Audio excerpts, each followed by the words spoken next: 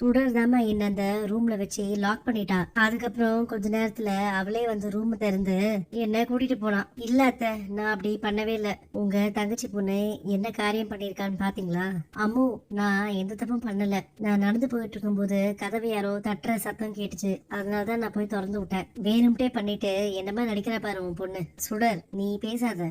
தப்பு செஞ்சுட்டு இல்ல இல்லன்னு சமாளிக்க பாக்குறியா? அம்மு, நான் இதை பண்ணல அம்மு, தயவு செஞ்சு என்ன நம்புங்க. மகேஷ், எனக்கு ரொம்ப அழுகையா வருது. நான் சொல்றத யாரும் நம்ப மாட்டேங்கிறாங்க. நீ வேணா ஒண்ணு பண்ணலாம் சுட. இன்னும் கொஞ்ச நேரத்துல லஞ்ச் பிரேக் வந்துரும்ல.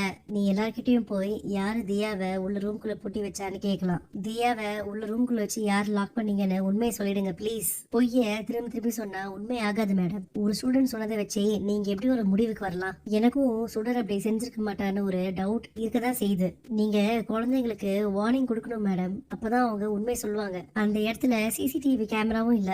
அப்ப தப்பே செய்யாம பாதிக்கப்பட்ட குழந்தைக்கு நீங்க என்ன பதில் சொல்ல போறீங்க? இந்த தப்பு பண்ண ஸ்டூடெண்ட் யாருன்னு நீங்களாவே முன் வந்து சொல்லிட்டீங்கன்னா டெர்மினேஷன்ல இருந்து தப்பிக்கலாம். இப்பவும் உண்மையை சொல்லனா சிவியர் ஆக்ஷன் எடுப்பேன். நான் இப்ப 10 வரைக்கும் கவுண்ட் பண்ணுவேன். அதுக்குள்ள யார் தப்பு செஞ்சீங்களோ அவங்களா வந்து உண்மையை ஒத்துக்கணும். மேடம், நான் தான் அதை செஞ்சேன். தியா அன்னைக்கு என்ன சயின்ஸ் மேடம் கிட்ட மாட்டி விட்டா. அதனாலதான் இப்படி செஞ்சேன் மேடம். சாரி மேடம், இனிமேல் இந்த மாதிரிலாம் பண்ண மாட்டேன். இப்ப நீ உண்மையை அக்செப்ட் பண்ணதுனால தப்பிச்ச. கண்டிப்பா கரஸ்பாண்டன்ட் வந்ததும் அவர் கூட டிஸ்கஸ் பண்ணிட்டு உனக்கு இதுக்கு ஒரு பனிஷ்மெண்ட் நான் தந்தே ஆகணும். இனிமேல் இந்த மாதிரி ஒரு விஷயத்த நீ மட்டும் இல்ல, வேற எந்த ஸ்டூடெண்ட்டும் யோசிச்சு கூட பார்க்க கூடாது.